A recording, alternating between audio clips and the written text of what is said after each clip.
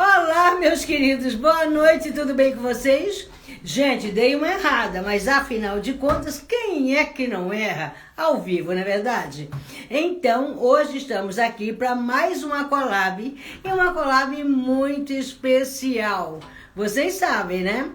Todas as quintas-feiras, às 20h30, às 20 horas, nós temos uma collab ao vivo e eu tenho o Kátia Aragão recebe. E eu sempre recebo uma pessoa especial para a gente falar muito sobre sexualidade e o tema dessa pessoa. Bom, gente, já que a gente ainda não começou, aproveita esse tempinho e tasca o dedo no like, dá um like para mim, porque isso é muito importante para que meu conteúdo chegue a muito mais pessoas e que atinja muito mais homens. Pessoal, é o seguinte, para quem ainda não me conhece, se você é novo nessa live, nessa collab, eu sou Kátia Aragão. Eu sou a fundadora do grupo Kátia Toca Você. Sou psicóloga e psicanalista, especializada em sexologia há 37 anos. E sou fundadora do tratamento CDE, de controle definitivo da ejaculação. E é claro, em todo esse tempo eu já tratei e curei algumas centenas de homens com ejaculação precoce. Meu próximo caso de sucesso, meu querido, pode ser você. Bom, hoje o Kátia Aragão vai receber uma pessoa muito especial. Olha, esse cara, ele é de formação, ele é filosófico, quer dizer, ele é um pastor formado em teologia.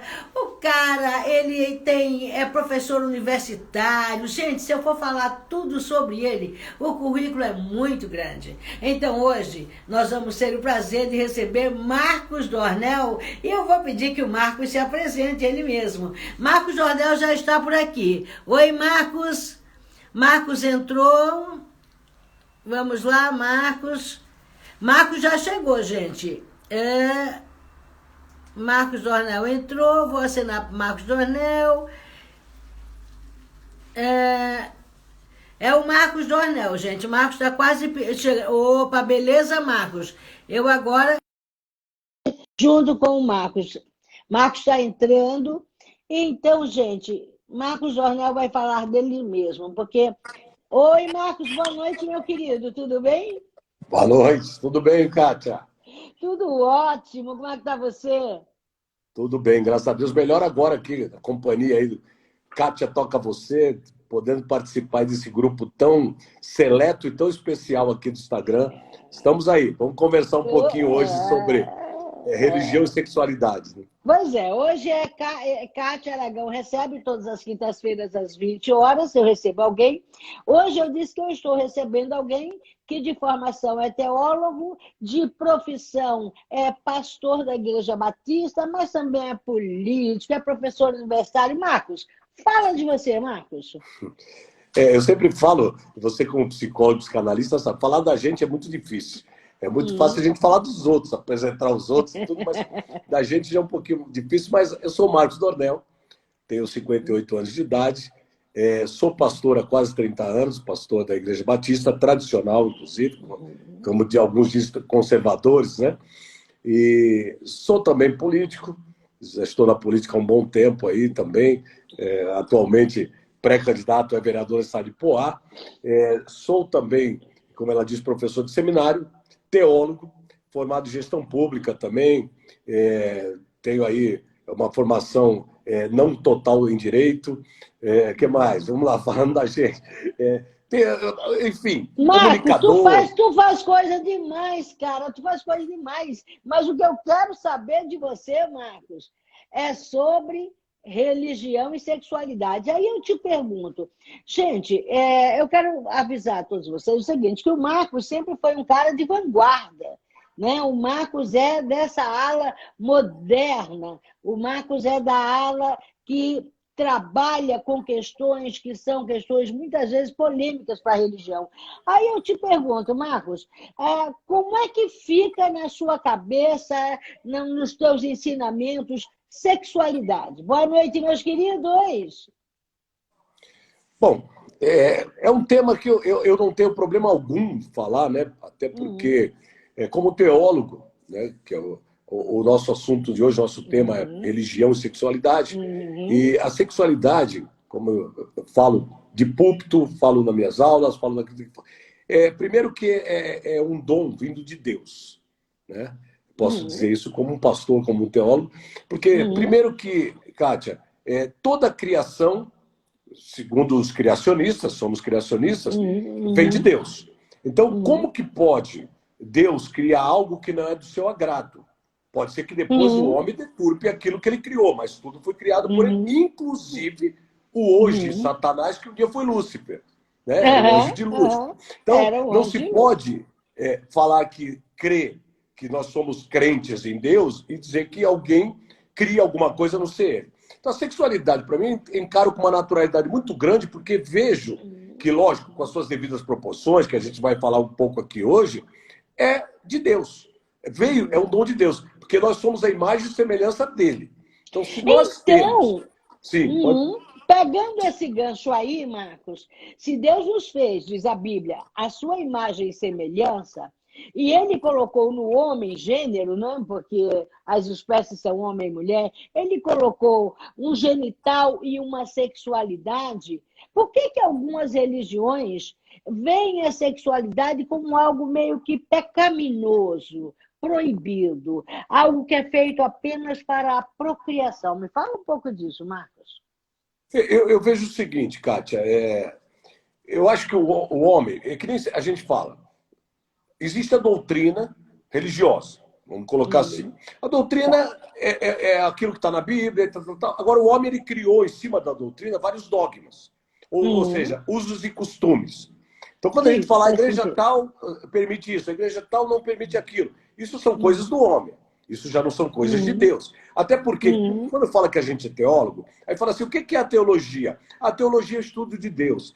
Deus não se estuda. Não tem como a gente estudar Deus. Então, a teologia é um estudo, realmente, das coisas que envolvem aí Deus, a sua palavra, toda a teologia sistemática e tudo. Então, eu vejo essa proibição, Kátia, ou seja, esse rótulo que colocam, olha, o sexo é pecado, porque a igreja... Vou falar aqui abertamente, a Igreja Católica, por muitos anos, ela pecaminou aí, considerou como pecado o sexo. Ou seja, colocaram esse rótulo, esse mito, todo mundo, olha, sexo é pecado, sexo é... E isso pegou por anos. Só que, veja bem, como é que eu posso dizer que é pecado algo que começou aonde? Em Deus, porque Deus cria todas as coisas. Se fosse para o homem não ter desejo ou a mulher não ter, Deus já havia já nos havia criado sem esse desejo. Sem a genitália, como você falou. Por que sentido iria o Criador de todas as coisas fazer o homem, seja ele de barro, depende da crença de qualquer um, de cada um? Por que ia colocar? Você falou bem, genitália. Então, existe uma função. Aí alguns religiosos, Kátia, colocaram isso já... Opa, como é que eu vou fazer para endemonizar a coisa? Vou falar que isso é só para procriação. Exatamente, esse é um ponto importante. Porque eu vejo que muitas igrejas, a religião, de um modo geral, coloca até a existência do sexo, sim, mas sexo para a procriação. E nós sabemos, e a ciência, que eu trabalho mais com a ciência, vê que sexo não é só para a procriação, tanto que estão aí os diversos métodos contraceptivos e que procriar, eles mostram que procriar é uma escolha, mas sexo é para o prazer. Tanto que dizia um grande filósofo, Platão, que o verdadeiro amor é o amor entre dois homens. Por quê? Porque não implica na procriação, né? Ele implica no prazer, ele implica no tesão, ele implica no respeito. Faz algum sentido, Marcos? Como é que você vê isso? Sim, então, é o que eu entendo. Primeiro que Deus é amor. A essência de Deus é amor. Eu não posso pegar o amor e confundi-lo ou rotulá-lo como o amor só pode existir entre um homem e uma mulher. Porque se fosse assim, eu não poderia amar meu filho, não poderia amar um amigo. Porque, acima de tudo, e o que falta muito hoje na humanidade, Cássio, é o amor. A própria Bíblia ela diz que no final dos tempos, e nós estamos vivendo aí dias terríveis, o amor esfriaria. Quando o homem começa a fazer esse rótulo, como eles colocar rótulos, que tipo de amor é tolerável ou não, aí a intolerância começa. Então, eu não estou aqui fazendo apologia a nada, nem a homofobia, nem a heterologia, seja lá o que for. Eu estou falando de amor. Então, quando você diz que algumas pessoas acham...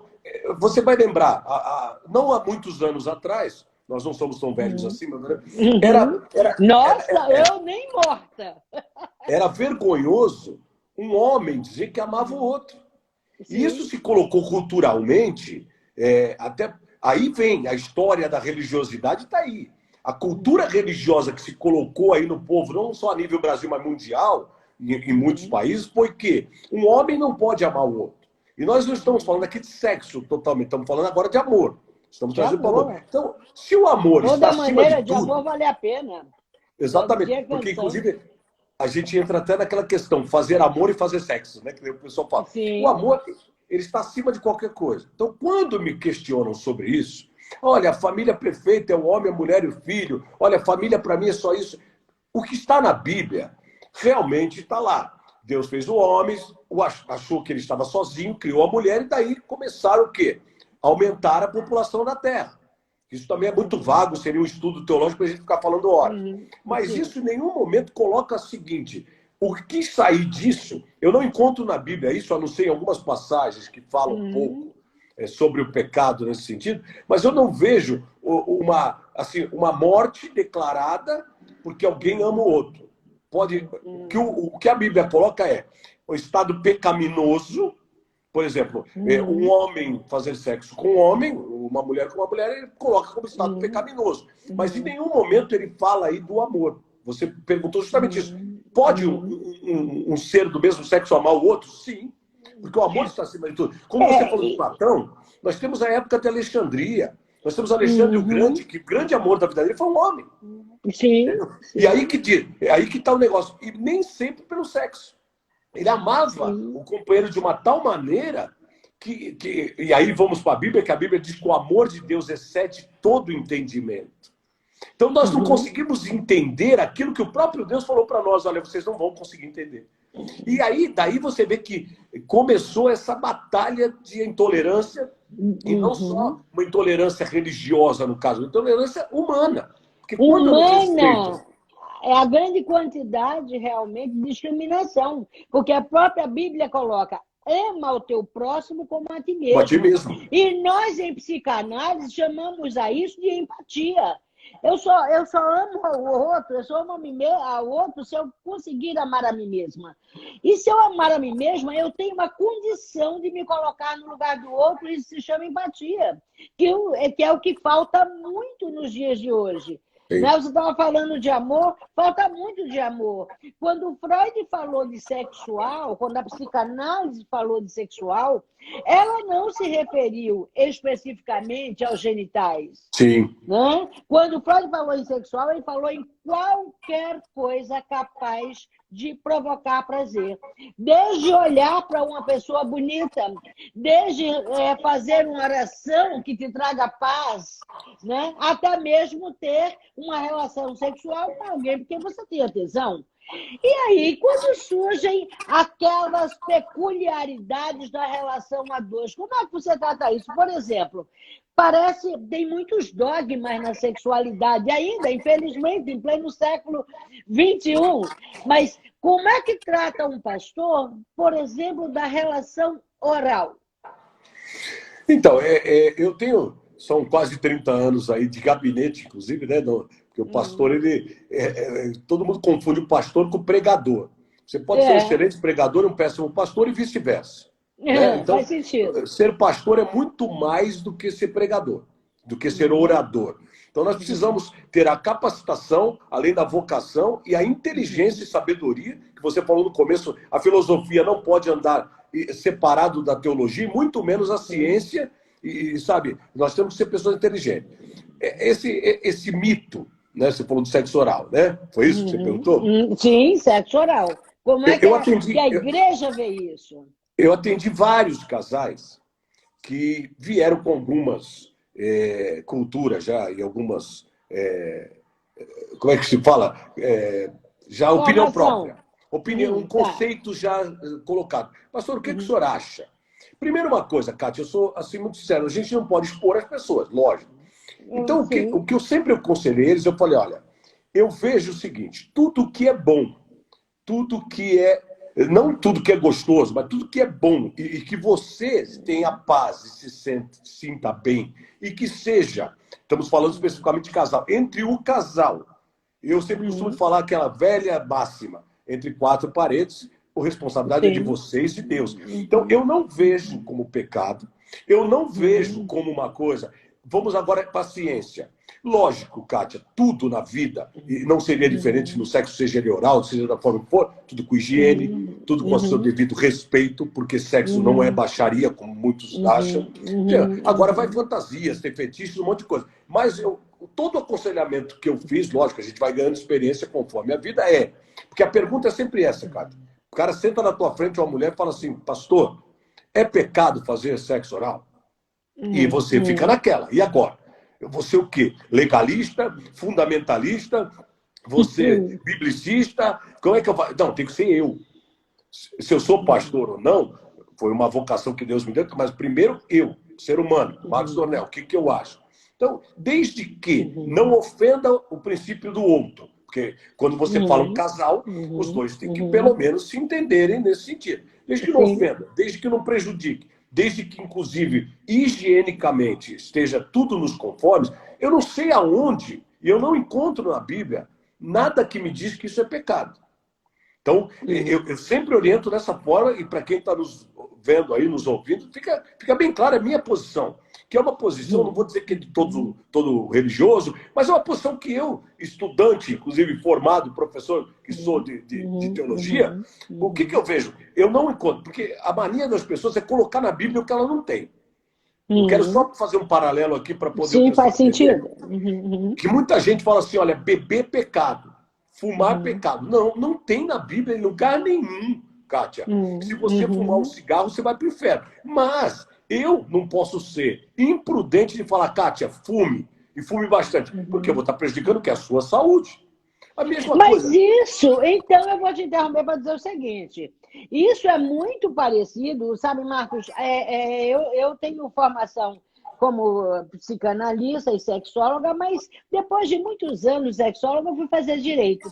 E isso se parece muito com o que tem no Código Penal. Porque no Código Penal não diz assim, é proibido matar. Ele diz assim, olha, se você matar, você vai responder por isso, com tantos anos. Também não é proibido estuprar, mas se você estuprar, tem as consequências. você vai... Tem as consequências, então você responde. E eu penso que talvez seja assim, não é pecado fazer, se você fizer cada escolha sua, né, tem uma consequência. Nós, sexólogos, psicanalistas, dizemos até o contrário. Pecado é você não conhecer o seu corpo, pecado é você ter uma relação a dois, uma relação de casamento, uma relação de pessoa a pessoa, uma relação homem-mulher, uma relação mulher-mulher, enfim, uma relação de amor que você não conhece o seu corpo, que muitas vezes aquilo que não se resolve na sua cama passa a interferir no seu dia a dia. Então, pecado é você não conhecer isso, porque se você tem um corpo perfeito e religiosamente falando, ele foi feito pelo nosso Deus.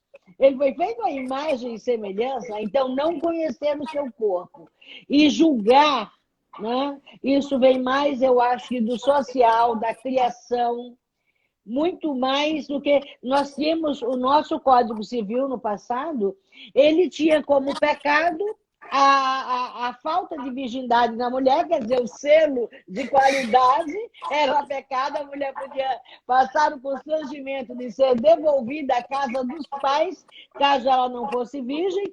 Claro que isso caiu das leis, e tinha ainda a lei do adultério, que também, a essa altura do campeonato, não faz o menor sentido. Hoje mesmo eu estava conversando com um homem bem mais jovem, e nós estávamos falando justamente sobre o que será das gerações no futuro. As relações futuras, nós dizemos, elas não serão relações necessariamente duradouras de 30 anos, né? Porque a própria psicanálise diz, alguém que tem tesão por alguém por mais de 20 anos não está no seu estado normal. Né? Ah, então eu sou um. Então, as pessoas podem ficar com alguém, mas estar pressupõe presença, pensamento, sentimento, desejo, muito mais do que aquilo que está junto, né? E tem uma outra máxima que foi introduzida na psicologia por William Reich, que ele dizia: o casamento é uma instituição falida, já que o homem nasceu para conquistar, o homem gênero. Então, você conquista alguma coisa, as coisas têm prazo de validade. Você compra uma televisão, ela tem prazo de validade. Você compra um computador, qualquer coisa tem prazo de validade. As relações também têm, por que elas seriam diferentes? Você pode não necessariamente transar com outra mulher, mas pensamento é livre. Mas aí, Desejar, Kátia, pensar. é onde eu entro aí, eu pego o teu gancho. Que nem, Vamos lá. o prazo de validade, ele também ele vai muito de como você se reinventa. Você, como psicóloga, psicanalista, você sabe disso. Então, o raciocínio, por exemplo, é muito mais fácil. Nós somos numa época que é mais fácil. Consertávamos em vez de jogar fora e comprar um novo. Então, o que acontece? Muitos relacionamentos, eles podem ser consertados. O que tá acontecendo com o tempo, e você, nesse ponto, estou com você, é que os relacionamentos, cada dia que passa, são menos duradouros. Quando você falou, poxa, é muito difícil alguém estar tão interessado na pessoa por mais de 20 anos. E aí eu levantei a mão e falei, eu mesmo sou um exemplo, fica aqui o meu depoimento, eu estou casado há 35 anos, mas eu me apaixono cada dia mais e tenho vontade pela minha mulher o tempo todo. Então, isso é a reinvenção. Lógico, nem todos são iguais. Mas por quê? Porque a gente começa o quê? A tentar se reinventar nesse sentido. Começa a lembrar lá de trás. Então, e tem outra coisa, não é? Tudo que você tem, que você conserva, e aí entraria o caso das pessoas que são colecionadoras, você precisa fazer uma coisa chamada manutenção. Exatamente. Eu ia entrar nessa. O que está faltando hoje, até em muitos relacionamentos, é a manutenção. E essa manutenção dá trabalho. Essa manutenção você tem que ser especializado. Então, onde entra a teologia. Empenho, vontade, coragem. Exato. É onde entra a teologia e a compreensão dela. Ou seja, quando Deus fala, casamento é um só. Eu também creio nisso. Agora, eu não sou tão retrógrado ao ponto de, olha, isso não está dando certo. Isso aqui não está dando lugar nenhum. Você está infeliz. Hoje em dia, inclusive, hoje não, há muito tempo, mulheres totalmente, como é que eu vou te falar, maltratadas pelos maridos, mulheres que até apanham, e vai à igreja e o pastor diga, não, meu irmão, ore porque ele vai mudar. E um dia ele recebe uma notícia de que a mulher morreu de feminicídio hoje. Então, essas coisas não podem acontecer. Então, nós temos que realmente, que nem você falou, fazer a manutenção. Se essa manutenção vai chegar uma hora que ela não dá mais, não tem como. Não tem religião que segure, não tem nada que segure uma infelicidade. Então, aí, realmente, você tem todo o direito, e aí é onde eu me debato com um monte de pastor, com um monte de religioso, mas não é isso, tem que tentar até o fim. Sim, tem que tentar até o fim, você falou tudo. E qual é esse fim? Quando que é o fim? Mas o fim que a Bíblia diz é que até a morte os separe. Aí vem o raciocínio, e é muito bom quando a gente conversa com uma pessoa inteligente como você, o que é essa morte? É a morte física? O que é a morte? Sim. É uma morte física? É uma morte de sentimento? É uma morte de relacionamento? Então, até que a morte os separe. Hoje eu consigo entender isso, Kátia, depois de anos e anos estudando. Então, nós temos a concepção de morte como uma morte física. É o que nós aprendemos, ponto. Mas, peraí, morre muita coisa enquanto você está vivo. Inclusive amor, relacionamento. Eu sempre digo que o amor verdadeiro não morre. É que nem nós falamos agora há pouco. Porque Deus é amor, o amor é essência. O amor não morre. O que morre é interesse. O que morre é o prazer. Morre muitas coisas. Né? E aí é que eu falo do prazo de validade. Eu costumo dizer aos meus pacientes nesses anos todos, Marcos. Só, eu não quero te cortar. O homem e a mulher têm prazo de validade. Você sabe disso. Inclusive no sexo. Vai ter uma hora que não tem jeito. Temos prazo de validade, né? Então, assim, eu costumo dizer o seguinte. O nosso comportamento... Às vezes o paciente chega e diz assim, poxa, eu já fiz 6 meses de análise e não mudei. E eu digo, cara, o nosso comportamento ele não resulta do nosso pensamento. O nosso comportamento, ele é resultado do nosso sentimento. E os nossos sentimentos, eles são diretamente influenciados pela criação, pelos valores éticos, morais, sociais, etc. Quando é que você muda? Você muda quando o seu sentimento é igualzinho ao seu pensamento. Ou seja, e para que você chegue nesse ponto, você precisa ter muito de autopermissão, de compreensão e de autopermissão. Quer dizer, o que seria análise senão, não é? Novas respostas para antigas questões? Sim. Quer dizer, há muito tempo atrás, todo mundo achava que ser virgem era um bem, que ser virgem era um valor, que Custava ser virgem caro, era uma né? qualidade, custava caro. Hoje, você olha para essa mesma questão e você vê de um modo totalmente diferente. Por que que uma mulher não pode escolher o momento de iniciar sua vida sexual, por exemplo? Mas, Marcos, eu tenho um canal masculino e eu trato especificamente no meu canal de ejaculação precoce. O que você aconselha quando chega um homem com ejaculação precoce? Agora você me pegou, né? O que eu aconselho é procurar a Kátia. Procurar uma psicanalista que cuide disso. Porque eu já estudei tanto sobre isso. Eu, graças a Deus, nunca tive esse problema. Mas eu conheci, também até minha juventude, tudo, conheci amigos que tinham esse problema. Eu até tenho um caso aqui muito hilário que eu queria te contar. Eu não vou poder contar o apelido que nós demos para o cara na época. Mas naquela época tinha bailinho de garagem, bailinho do clube, que era um famoso bailinho. E esse amigo nosso, nós íamos para o bailinho, ele ia dançar, porque a gente naquela época dançava de verdade, né? A gente não ia para baile para fumar maconha, para balada, essas coisas todas. Não, ia para dançar mesmo. Se dançava agarradinho, essas coisas. E ele tinha essa dificuldade. E que você deve ter pego já pessoas assim nessa tua história. E ele, quando ele parava de dançar, quando acabava a música, qualquer coisa, que ele ia ver, ele estava todo molhado. Parecia que tinha tomado banho. Já tinha ejaculação. Sim. Então, isso ficou muito marcado para nós, que nós pusemos um apelido dele na época, que não vem ao caso aqui. Mas, se chegar alguém, chegaram poucos até hoje a falar isso conosco, como pastor. Mas, o maior conselho que eu daria, realmente, você tem que se tratar. Porque existe tratamento, aí que é. E você é uma especialista nisso. Porque muita gente perdeu o relacionamento. Porque até chegar na gente, Kátia, uma sinceridade dessa, a pessoa primeiro tem que confiar demais na gente e outra, tem que realmente, onde nós falamos agora, querer consertar um relacionamento.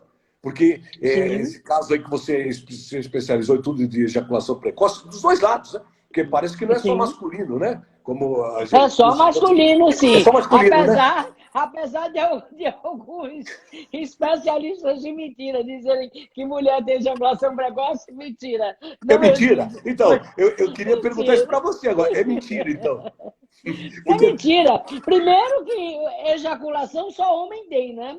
Até falam que a mulher tem uma ejaculação, que é o squirt, mas não tem nada a ver. Na verdade, aquilo é um monte, né? Se juntou, se acumulou na bolsa, na vagina da mulher, uma quantidade de líquido, porque a mulher se molha copiosamente, e que na hora do sexo, de repente, pode sair aquele jato, mas não como a ejaculação, que é em jatinhos, e não em quantidade, sai em jatos, e numa velocidade que tem a ver com o movimento rápido do homem. Entendi. Né? Então, não. Então, só homem tem ejaculação precoce. E a coisa, assim, que dizem até, brincando na sexologia, que o casal perfeito é o homem com ejaculação precoce e a mulher com anorgasmia, que são aquelas mulheres que desejam ter sexo, que se lubrificam, se molham, mas que na hora da penetração, justamente, elas não atingem o prazer, não atingem o orgasmo. E tudo isso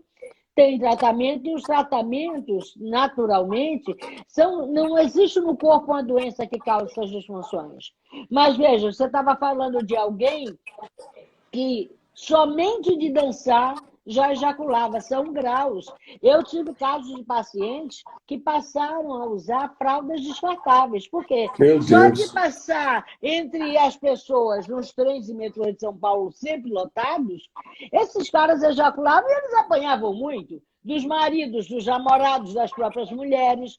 Então, muitos médicos E é uma indicavam que eles doença, né? usassem uma fralda descartável. E não é uma doença, é uma disfunção Disfunção, sexual, aliás, é uma disfunção. né? Porque a função do meu olho é enxergar, mas, por exemplo, você tem uma disfunção visual, porque o seu olho, para fazer a função de enxergar, ele Tem que usar precisa do óculos. auxílio de um óculos.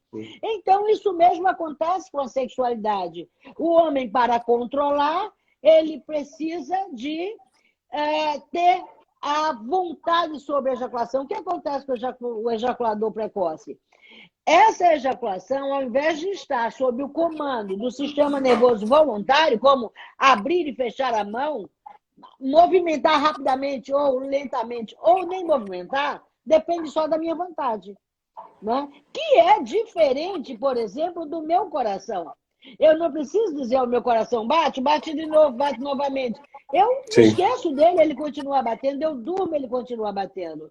Então, os tratamentos para ejaculação prematura, que são extremamente eficientes, científicos e totalmente naturais, eles são feitos como devolvendo essa ejaculação ao sistema nervoso voluntário, para que o homem ejacule apenas quando ele decidir. Né? Mas tem tratamento muito eficiente. Porém, esses pacientes, eles têm outras características, como características de personalidade. Por exemplo, são pessoas extremamente ansiosas. E essa é uma disfunção sexual que acontece na maioria dos homens. Né? São 52% dos homens que têm algum grau de descontrole ejaculatório. Portanto, é muito grande. E você pensa, eu acho que quando eu comecei a trabalhar com sexualidade, eu imaginava, e eu tratava das disfunções sexuais masculinas e femininas, eu imaginava que meu público seria muito maior de mulheres. Feminino. Eu teria um público feminino muito maior. E foi exatamente o contrário. Eu tinha, assim, 85% de homens para 15% de mulheres. E aí eu comecei a me perguntar por que isso acontecia, né? Eu fundei e dirigi o setor de sexologia no SUS durante muitos anos. E eu tinha, assim, vários grupos masculinos. Eram os grupos que se formavam mais rápido do que os grupos femininos. Depois eu fui entender que nós vivemos num mundo machista e, sobretudo, num país machista. Portanto, para o homem é assim, olha, tanto faz ele ser classe A, né, ou ele ser de uma classe menos favorecida financeira, culturalmente, etc. Tanto faz, A ou Z. Este homem, se ele tem um problema sexual, vai tratar e acabou. Tanto faz lá em cima ou lá embaixo. Agora, a mulher não. A mulher ela aprendeu uma coisa que acabou com ela. Ela aprendeu a fingir. Então, a mulher, ela dá 2, 3 suspiros, 4 gritinhos, e o homem imagina, ela gozou e ela não gozou. E eu atendo essa mulher no meu consultório. Né? Eu atendo aquela mulher que nunca experimentou um orgasmo, mas também isso foi efeito do quê? De uma criação. De uma criação muito machista, que não foi boa para a mulher e não é boa para o homem. Porque imagine, olha o provérbio que diz, homem para ser homem tem que ter um pênis ereto e transar até com uma vassoura de saia que passa na sua frente. E isso fez com que o homem perdesse o seu direito de fazer escolhas. Porque tem mulheres que, se você olhar e você pensar nessa mulher, em ter sexo com essa mulher, né, você tem até uma certa repugnância. Portanto, o machismo não foi bom para ninguém. E aí as pessoas veem como buscar uma ajuda na religião quando essa coisa é tão específica, né? Justamente você falou... até como psicanalista, psicólogo, você sabe que é muito comum as pessoas projetarem nas outras aquilo que elas... Né? Então, de repente, alguém tem que ser culpado. Em quem que eu vou colocar a culpa? Você falou muito bem. Eu quero só dar boa noite aí pro Arthur, que falou Fala Dornel. Fala, Arthur, seja bem-vindo. Né? Marcelo Triga também está por aí. Você falou uma coisa certa. As pessoas, Isso é um grande problema. Eu encaro isso como um grande problema, até como pastor, como um cara que está aí no meio religioso. Apesar que eu não sou religioso, eu sempre falo isso. Eu acho que a religiosidade ela atrapalha muito o relacionamento, não só sexual das pessoas, mas sim o relacionamento como ser humano, a empatia, tudo isso aí. Porque se você for a fundo na religião, ela é antipática, ela não é empática. Porque ela desagrega. Sim, faz sentido. Quer dizer, ao invés de agregar, ela desagrega muitas vezes, porque ela quer ser soberana, cada um na sua, e não é. Teria que ser o religare, né? Porque religião vem da palavra do latino religare, que é religar o homem a Deus e um ao outro, como você falou. Quando as pessoas começam a ter essa frustração, voltando para a tua pergunta, olha, não está dando certo no sexo, não está dando certo no amor, eu não sei o que está acontecendo, vai procurar religião. Ou seja, vai lá procurar Deus, que ela ainda nem conhece direito quem é, achando que ele vai resolver todos os problemas. E aí, quando você pega... desculpa o termo que eu vou usar, um monte de curandeiro que tem por aí, porque está cheio de milagreiro curandeiro. Não, nós vamos orar, nós vamos fazer uma corrente. Dessa internet. Tudo vai melhorar na sua vida. Aliás, essa pandemia está sendo bom para revelar um monte de profetas aí, né? Então, sim. Porque quando a pessoa vem me procurar, que nem eu sempre digo, hospital e igreja, ninguém entra porque está bem. Todo mundo entra porque está buscando algo porque não está legal. E ninguém chega no consultório de um psicanalista e do sexólogo porque está ótimo. Para conhecer a psicóloga. Então, o que acontece? Eu sou tentado, como você é um líder, por exemplo, a pessoa está te procurando, a gente é tentado a tentar resolver o problema daquela pessoa. Nós não somos capazes para isso. Deus não ele pode ser o soberano em tudo, só que é o seguinte, o problema às vezes está na gente. E a gente quer colocar esse problema para os outros, e principalmente, como você falou, da religião. A religião vai resolver meu problema. Não, a religião não vai resolver seu problema. Ela pode te dar vários caminhos. Pode apontar caminhos, né? Pode te apontar opções, caminhos, mas, que nem eu falei, o livre-arbítrio, a solução, é você que tem que buscar. Então, quando vem para uma pessoa, um pastor, um padre, seja lá quem for, responsável, Kátia, eu acho que é a hora de você se despir da religiosidade, entre aspas, a espiritualidade. É muito saudável. A vida espiritual nossa tem que ser saudável. Mas você falar, peraí, até aqui eu consigo transitar. Até aqui não é mais comigo. Cansei de aconselhar pessoas. Vai fazer uma terapia, vai procurar um psicólogo. Porque o problema de você, falando de casal, se está sendo homossexual, amoroso, ele não é um problema espiritual. É lógico que tudo vai no espírito. Não tem jeito. Depende até de como tiver o espírito da pessoa. Mas a primeira coisa é procurar um especialista. Porque o especialista... É para isso... Eu trabalhei muito. Eu trabalhei muito, Kátia, em conjunto com o especialista. Ou seja, eu cuidando da parte espiritual, eu acho que o verdadeiro líder religioso, seja de qual religião for, ele nunca vai comprar para si um problema desse que ele não consegue resolver. Então, e eu fiz isso muitas vezes, e sem vergonha nenhuma, né? Porque você fala, eu tinha que resolver todas as... Não, vai procurar um especialista. Se precisar, pede para ele me ligar. Eu trabalhei muito em conjunto. E aí tá, o que é a religiosidade séria? Que eu digo religiosidade no bom sentido. O que é um líder religioso sério? É buscar no especialista o conhecimento para ajudar aquela pessoa. Porque, por exemplo, se eu tenho uma pessoa em comum com você, que nós podemos tratá-la junto, porque ela tanto crê em Deus como crê na especialista. Então, legal, a gente vai tratar ela, eu vou deixar ela para você de uma maneira o quê? Mais fácil de você trabalhar, no sentido que, espiritualmente, ela tem que estar boa. É que nem eu digo, como é que você cura um bêbado, ele estando bêbado? Ele não vai te contar nunca. Por isso que o AA, como o pessoal... Eu acho o AA interessante porque, primeiro, tira do cara a bebida para poder pregar para ele.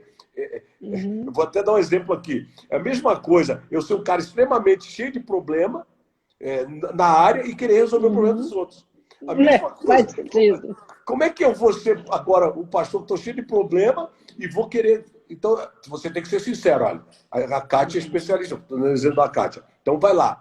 Se você quiser, eu converso com ela também. Porque muita gente tem na gente, como líder espiritual, uma âncora. Ou seja, um porto seguro. Então, e às vezes o próprio fato de você apontar esse caminho talvez, Sim. a essas pessoas mais segurança, mais confiança de buscar.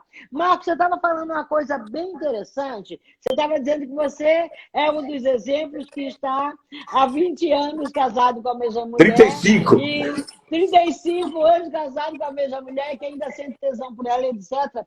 E eu estava te dizendo que é preciso fazer o quê? É preciso cuidar, né? É preciso ilustrar, é preciso fazer os concertos. E nesse sentido, foi pensando nisso, porque em 37 anos de profissão, eu tive queixas de milhares de homens, de milhares de mulheres, de milhares de casais e mulheres que me diziam, que se diziam, doutor, eu sou vítima do cara com ejaculação precoce. Ou eu sou vítima do cara que não tem experiência nenhuma, que a vida na cama é péssima, não pensei que casamento fosse isso. E pensando nisso, Marcos, eu criei um produto muito interessante que serve para quê? Para justamente você fazer os reparos na sua casa, né? Para você fazer a conservação. Que é um produto para homem chamado Noite Romântica Turbo com os 4 P's. Que 4 P's são esses? O P de posições. Então, ali eu ensino aos homens as melhores posições sexuais que vão valorizar o tamanho do pênis que eles têm, se ele tem um pênis pequeno, se ele tem um pênis médio, quer dizer, como ele vai usar de um modo que a sua relação... Porque quando um casal está satisfeito, está tudo bem. O segundo P é o P de penetração. Olha, muito dificilmente você vai encontrar no mercado, sabe, um trabalho, um ensinamento para o homem que seja como penetrar, porque as pessoas entendem como. Como os homens entendem penetrar? É só colocar lá e acabou. Que técnica é essa penetrar? E nós ensinamos posições. O segundo P de penetração. O terceiro P de preliminares. Marcos, no meu consultório, que as mulheres se queixam, mas muito mesmo, que os homens vão direto ao assunto e que aquela sexualidade que no começo era boa, no namoro, ela para de ser interessante, ela é ruim, ela é desagradável. Para algumas mulheres dá até dor, né? Que é a chamada dispareunia, porque vai tão direto ao assunto e mulher reclama, poxa, o cara não tem pegada, o cara não sabe como me tocar. Então, o nosso terceiro P é o P de preliminares. E o último é o P de produtos. Ali nesse produto eu indico os melhores produtos que o casal pode se divertir com eles e melhorar a relação a dois. Porque, cara, você não cuida da alimentação que você faz na sua casa, de comer uma coisa mais saudável? Nós estamos, nesse momento, vivendo num mundo em que as coisas, né? As verduras, os legumes, as carnes que não têm, tudo que é mais saudável, que é mais natural, nós estamos buscando. Nós também nos preocupamos com o nosso sono, com a nossa saúde. Se preocupar com a sua sexualidade é fundamental, porque, afinal de contas, você produz hormônios sexuais. E você produz hormônios sexuais e eles precisam ser expressos, eles precisam sair de dentro de você. Assim como quando você come, você precisa fazer o número 2. Quando você bebe, você precisa fazer o número 1. Quando você produz hormônios, você precisa expressá-los. E vai se expressar como? Ou através de um ato masturbatório, ou através da relação sexual a 2. E aí que eu te pergunto, Marcos, como é que você vê, enquanto pastor, a masturbação? É outro mito. Tá aí, que é outra coisa que deixa a gente de saia justa, como se fala. É outra coisa que, culturalmente, eu sempre faço um paralelo do seguinte: o homem criou tantas barreiras, porque aquele negócio você cria dificuldade, às vezes, para vender a facilidade. Isso não é diferente na religião. Se cria um monte de barreiras para depois ser o salvador da pátria, como quebrar. Mas é uma coisa tão natural, desde a infância, porque é muita hipocrisia alguém chegar para você, seja religioso, eu nunca fiz isso, eu não concordo com isso. Não, gente, eu acho que tudo que é demais, Kátia, aí, lógico, tem os extremos nunca são bons. Tudo que você falou, tudo que a gente produz, nós precisamos gastar. Então, inclusive, cientificamente, já ficou provado, vamos falar no caso do homem, que ele não pode armazenar tudo que ele produziu desde a infância. Porque ele vai ter problema. Inclusive, eu não quero, pelo amor de Deus, a comparação que eu vou fazer agora não tem nada a ver. Se alguém quiser colocar isso, vai colocar errado. Mas eu vou dar uma comparação super chula, entre aspas. Eu tive um cachorro, um dog alemão, lindo. Lindo. E me falavam que eu tinha que pôr ele para cruzar. E nós acabamos não cruzando. Ele teve câncer no testículo. E aí, depois estudando e tudo, morreu até de câncer. Por quê? Porque ele não usou aquilo que ele produziu a vida inteira. Ou seja, ele nunca cruzou. E aí a gente pega esse exemplo e fala assim, peraí, os animais, que todo mundo diz que são irracionais, essas coisas todas, eles têm as metas, né? Tá estabelecido. Eles têm instintos, eles têm os instintos. E esses o instinto sexual é um. A partir do momento, e eu digo que Deus criou isso na gente, não foi o diabo que criou, porque tem gente que fala que o sexo é do diabo. Não, o sexo é de Deus, porque o sexo é bom, o sexo é gostoso. Ah, mas todo pecado é gostoso. Nem todo. Por isso que eu digo, a definição de pecado ela é muito profunda. Tem muita gente hoje falando de pecado que não sabe nem o que é. É uma grande discussão filosófica. Então, quando me procuram, e me procuraram muitas vezes na vida, como pastor, poxa, o meu filho, ou sei lá, porque sempre a pessoa nunca fala que é ela, né? É alguém que ela conhece. Olha, tem um problema assim de masturbação. Fala, tá, aonde que isso está afetando você? Aí é que vai a coisa. Aí a primeira pergunta é isso. O que que isso interfere na sua vida? O que que isso te incomoda? Agora, volto a dizer aquilo que eu falei da orientação aos casais. O que você faz como Kátia, e com consciência daquilo que você está fazendo, tudo, você não deve satisfação a ninguém, a não ser, vamos lá, para o lado da religião, a Deus. Ou seja, teve uma época aí que eu combati muito uma coisa que fazia uma pessoa confessar pecado na frente da igreja. Para todo mundo, ou então para o seu pastor. Não, o pastor não tem que receber. Confessionário, para mim, tinha que acabar a igreja, inclusive. Acho que você confessa a você mesmo, você confessa aquele ser maior que você tem como seu líder espiritual, que é Deus. Então, quando vem para mim e fala que é pecado, o que eu vejo na teologia? O salário do pecado é o quê? A morte. Então, é muito pesado eu falar para você que você é pecadora. Eu estou falando que você vai morrer. Eu sou muito neotestamentário, nesse caso. Nós temos a Bíblia em Velho Testamento e Novo Testamento. Quando Cristo vem, e aí vai vir de encontro à tua resposta, quando ele vem, ele diz assim, olha, eu vou morrer na cruz por todos os pecados. Eu vou libertar o povo do quê? Da religiosidade, eu vou libertar o povo do preconceito, porque Jesus, ele não teve preconceito em momento algum. Então, quem somos nós agora para poder falar o que é e o que não é? E aí nós vamos até para a Bíblia, você falou agora há pouco, daquela. E a Bíblia fala assim, ó, tudo é lícito. Olha só, mas nem tudo te convém. Então, volto a dizer, o meu conselho totalmente teológico e sóbrio sobre um assunto desse, quando me pergunto se masturbação, prazer é pecado, é falar, tudo que te prejudica, ele não é pecado, ele é prejudicial à sua saúde. Se você é uma pessoa que abusa daquilo que Deus te deu como prazer, você vai ter consequência. Você, como médica, você sabe disso. Você, como profissional, você sabe. Que, às vezes, pessoas até têm problemas de saúde por excesso. Então, tudo que é excesso... a falta e o excesso prejudicam, né? Tanto a falta como o excesso. Né? Então, eu não vejo como pecado, complementando o que você perguntou, assim. E também não vejo que você tem que falar, não, faça. Tudo vai de equilíbrio. A vida da gente é equilíbrio. Então, eu não posso jogar um fardo nas costas de uma pessoa, sendo que eu não tenho esse pensamento. Sendo que eu não encontro, biblicamente, uma base para me falar e colocar a pessoa numa cruz e pregá-la lá.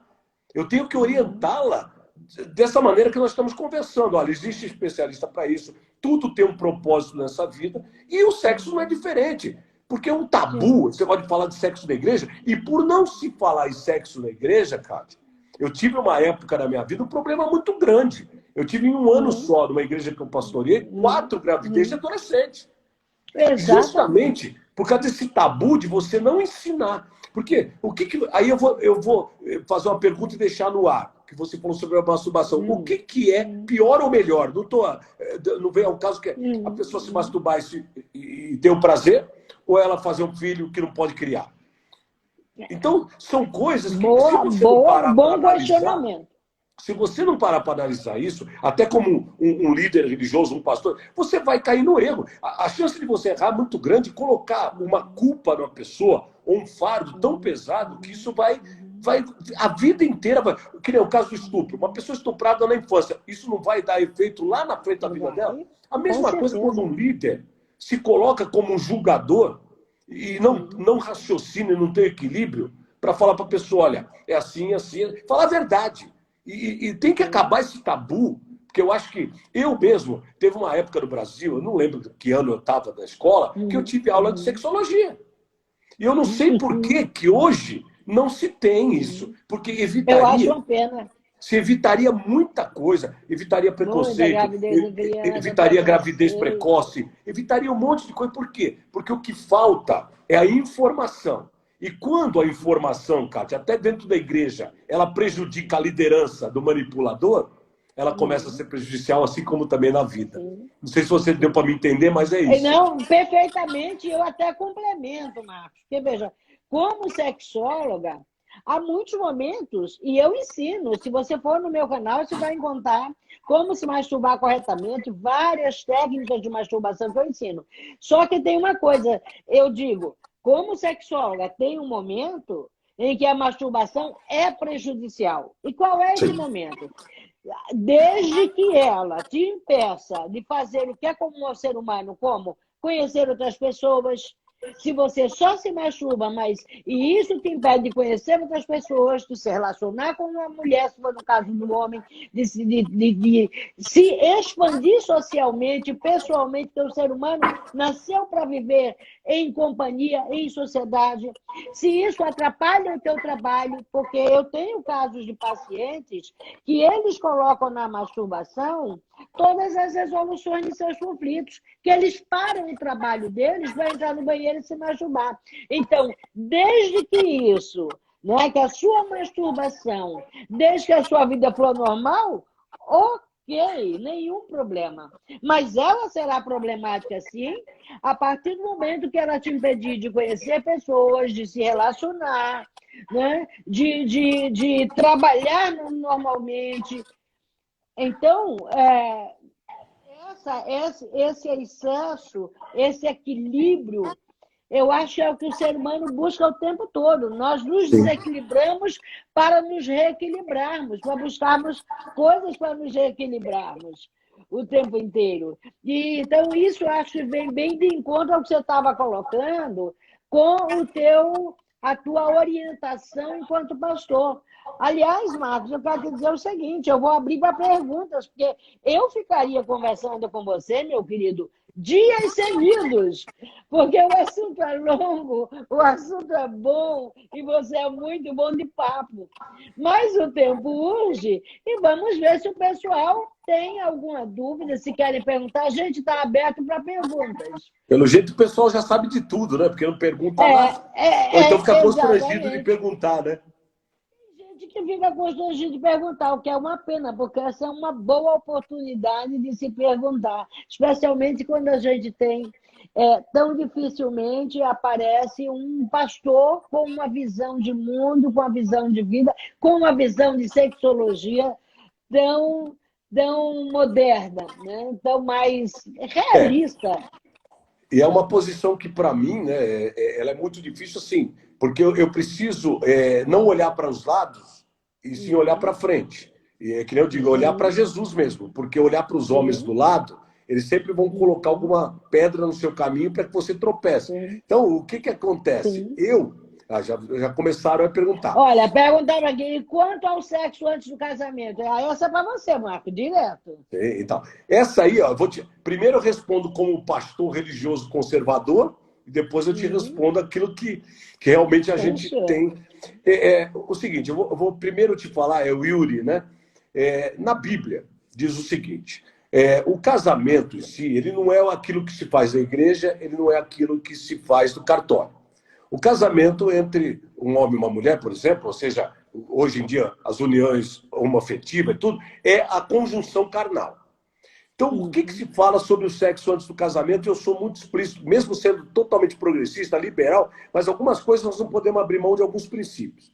Então, o que acontece? O sexo antes do casamento, eu não vou dizer que você vai morrer por causa disso, mas o que teologicamente se explica sobre isso é, a partir do momento que eu me deito com alguém, eu estou casando com aquela pessoa espiritualmente e outras coisas mais.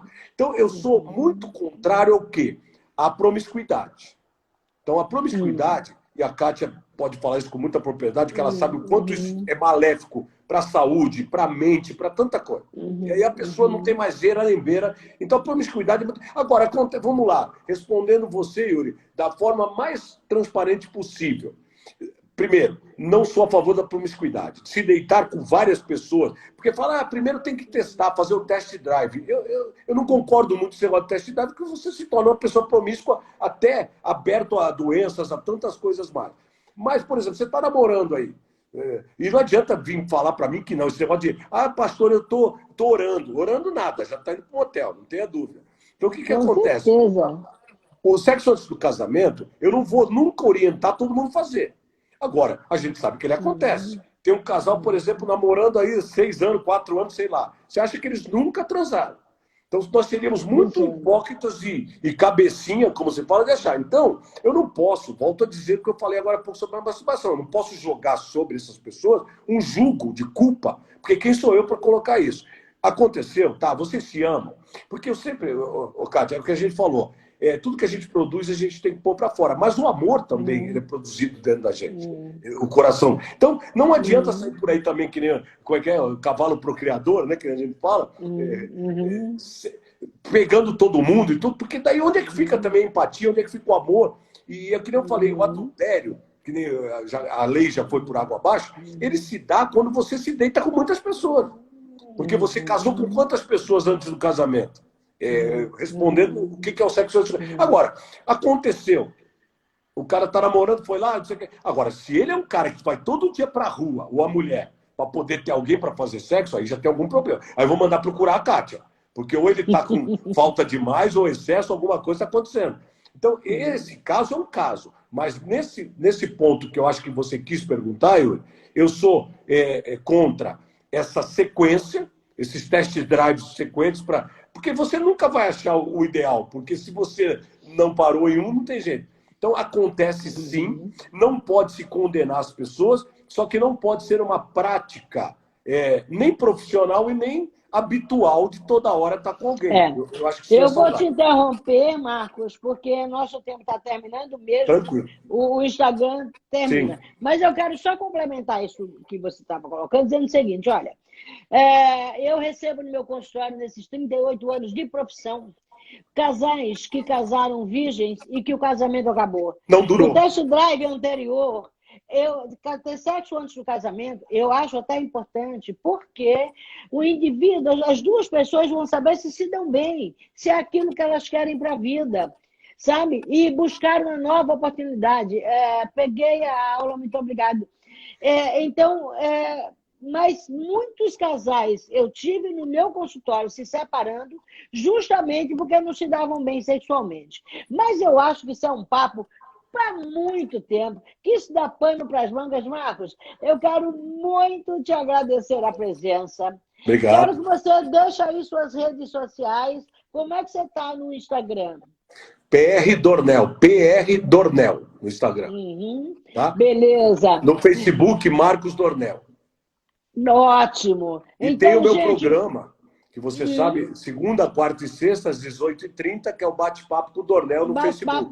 Beleza, pessoal. Então, é só ir com o Dornel, que Dornel é gente boa. E eu quero dizer a vocês o seguinte, o último aviso, nós estamos abrindo agora em agosto, no começo, no meio, não sei exatamente a data, a nossa primeira turma do ano 2020 do tratamento CDE, de controle definitivo da ejaculação. Vai assistindo minhas lives todas as terças-feiras, às 20h30, que eu vou informando. Ou então vai aí no direct, deixa o seu link, que a gente te manda lá para você conhecer. No momento, todas as vagas estão encerradas, mas nós vamos abrir. E eu te convidei, Marcos, e quero te dizer o seguinte, que em todos os assuntos que eu falo na minha vida como profissional, em todos os temas que eu crio, as aulas, etc., eu procuro sempre tocar o coração e a emoção de todos os meus seguidores, dos seus também. Eu sou Cátia Aragão e vou tocar você. Boa noite, queridos. Obrigada, Marcos. Boa noite. Obrigado, Deus Até abençoe. mais. E um beijo, querido.